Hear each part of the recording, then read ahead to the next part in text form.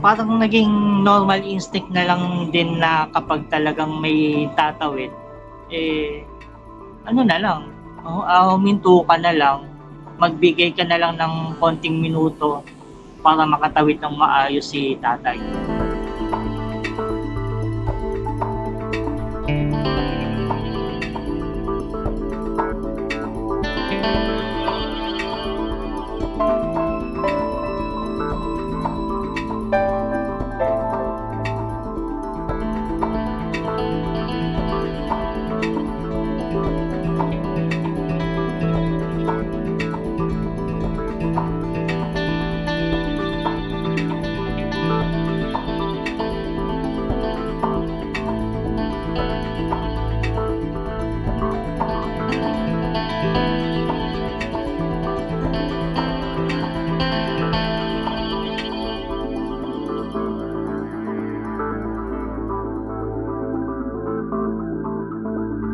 Kung sakaling nandun kayo sa point na halos late na kayo, gawin nyo na lang na mga next day, talagang i-adjust yung oras nyo na pagpasok.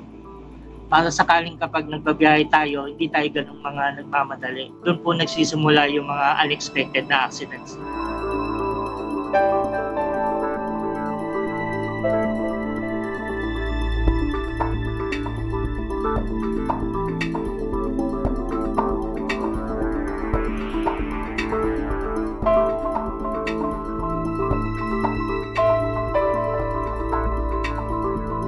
Kaya tayo nagpo-post ng mga videos na ganyan na talagang pagtulong, simpleng pag-alalay para kahit papaano mapakita naman natin sa mga ibang viewers natin na kahit sa simpleng paraan, di ba, nakakatulong tayo.